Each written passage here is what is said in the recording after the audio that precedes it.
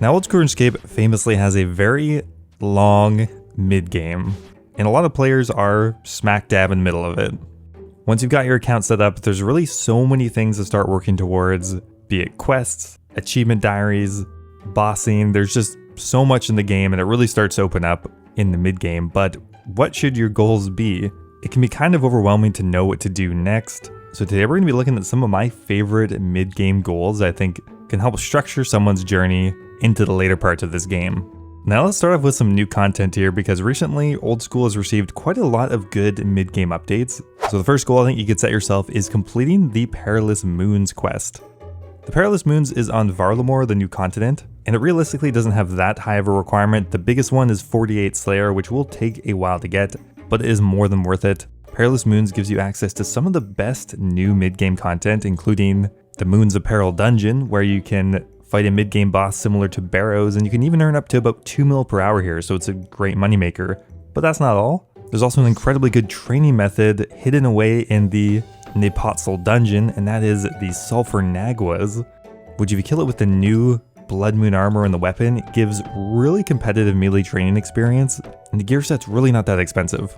You'll also unlock the Calcified Rocks training method, which gives you passive prayer experience, which is incredibly helpful, easy way to get protection prayers and further.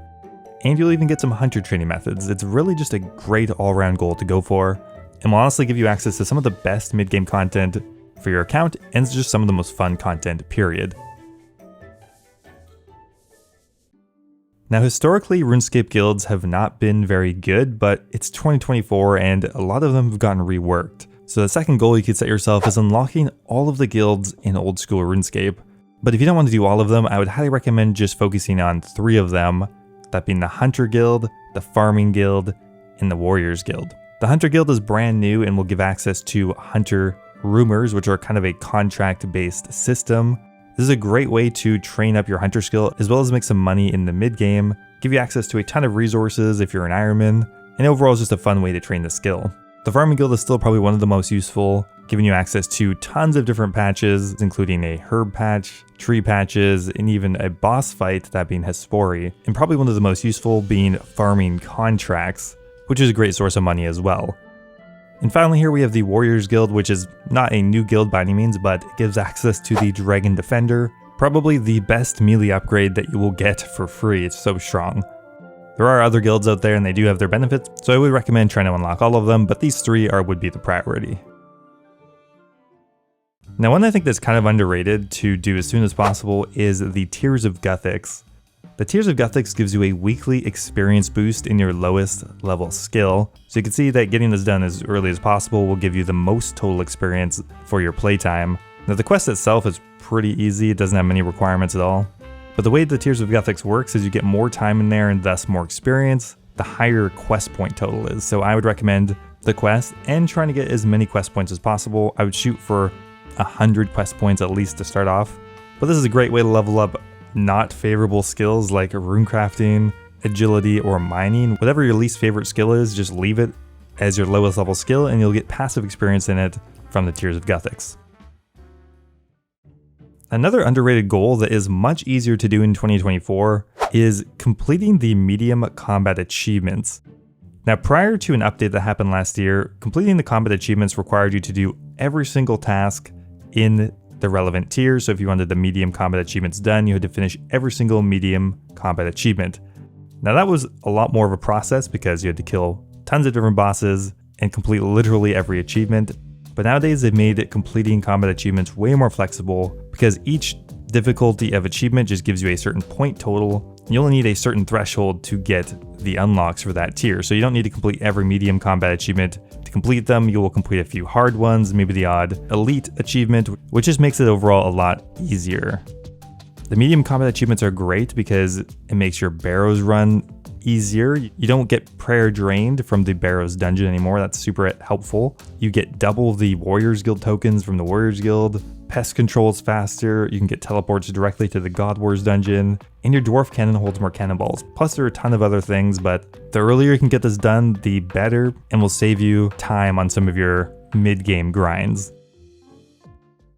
Now this is something I didn't think I'd be recommending, but in 2024, wilderness moneymakers are so lucrative. If you need to make some money to achieve some of your other goals in the mid-game, try out a wilderness moneymaker. This year we have zombie pirates, which are just absolutely insane, and get easily up to 2 mil an hour with just a cannon and a very low level combat stats, with almost no risk because you're just constantly banking anyway. We have the wilderness agility course, which once again can earn you up to I think 2 mil an hour. We also have Calvarion, which is also quite a profitable moneymaker. I've done quite a bit. Also pretty low risk, and Ardio as well is another really good option. These all have very low requirements that you can easily kill with mid-game combat stats, and would be much more profitable than other moneymakers around that level. Yes, it's in the wilderness. If you don't want to do it, that's totally fair. But if you need a few mil for a new weapon or to level up your ranged or magic or something, a wilderness moneymaker will probably be your most profitable option for a while. Now, probably the most quintessential mid-game goal is gotta be Barrows gloves, and I don't think there's a way to have a list like this without including Barrows gloves. It's just such a nice, complete package. Barrows gloves are going to be your best in slot glove item for quite a while, and to get them you need to complete a vast array of quests and get 175 quest points, so by completing it you will also progress a lot of other facets of your account. You're likely going to be wearing these things for a long time, so the earlier you can get them the better. Now, something I'd recommend trying to get set up as early as possible is a solid herb run. In 2024, there are 8 herb patches that are pretty easily accessible for a mid-game account, and I believe 5 of those are just straight up unlocked by default. So anyone can really start doing a herb run very early on. Really, all you need is Ultra Compost and the farming level to be able to plant a profitable herb. Magic Secateurs are of course nice as well. Right now, doing a herb run for stuff like Renars will give you an average of profit of about 250k per run, which you can do every hour and a half. So if you do that, 3-4 times a day, you can earn yourself $1 million in profit very passively.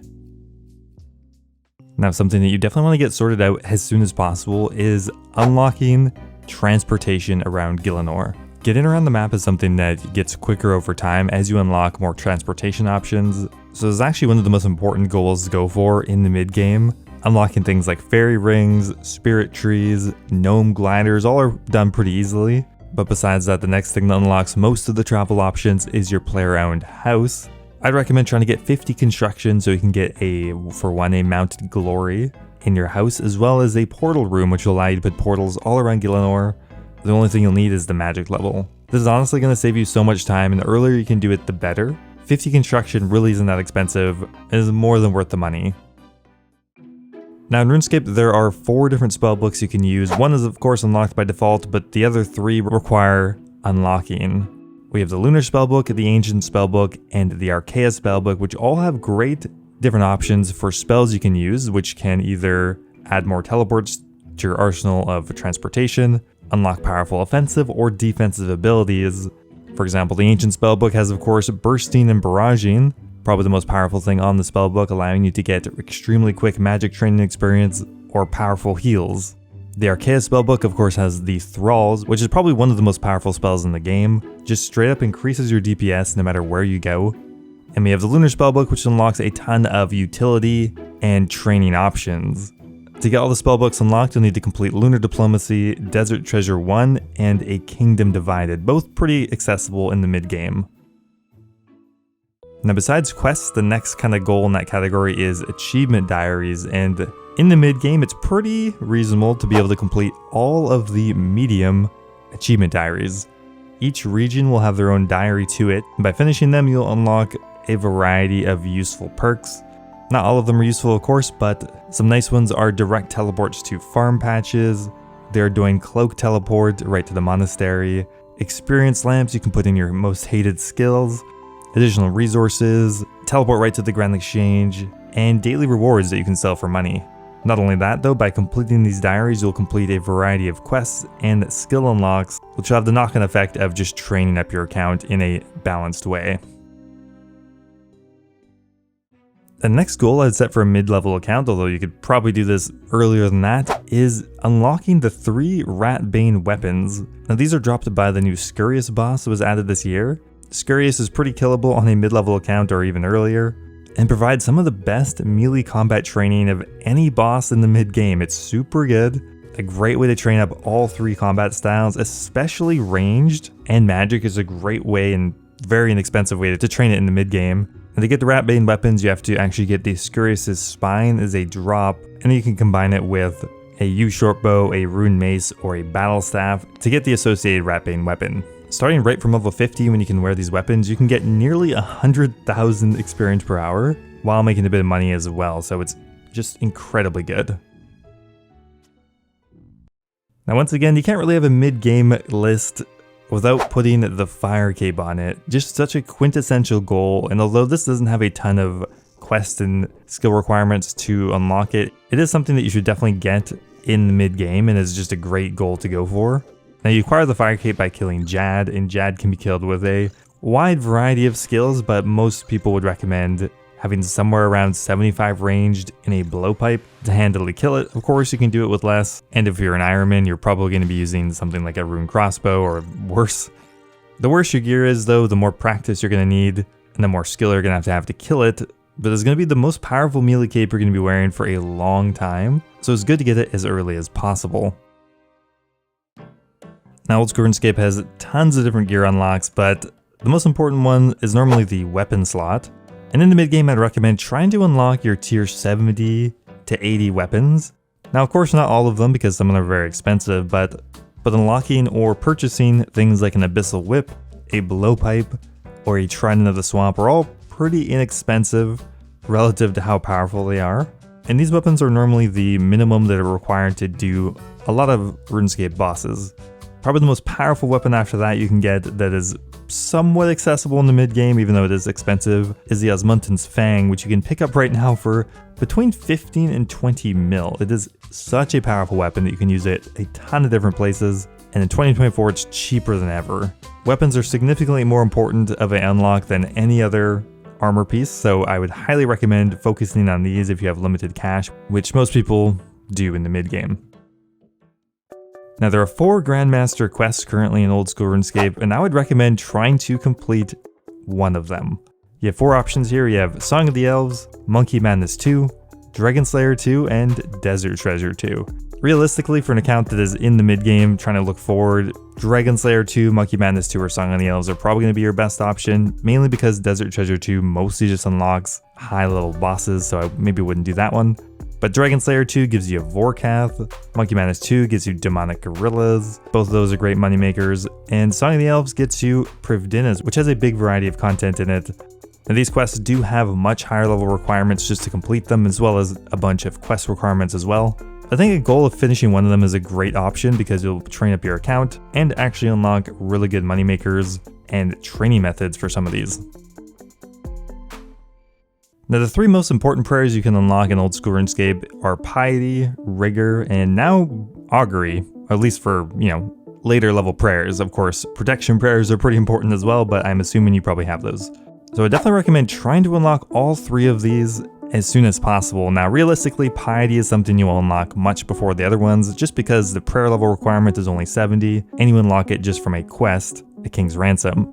Rigor has a higher prayer level requirement and costs about 20 mil, so that is quite expensive for a mid-level account, but it is way cheaper than it's been for the last year or so picking it up now is still going to be cheaper than historically it's been. And Augury, which is still quite cheap right now, and now actually gives a magic damage bonus, so it's more important to unlock this than it ever has before, albeit it has the highest prayer level requirement.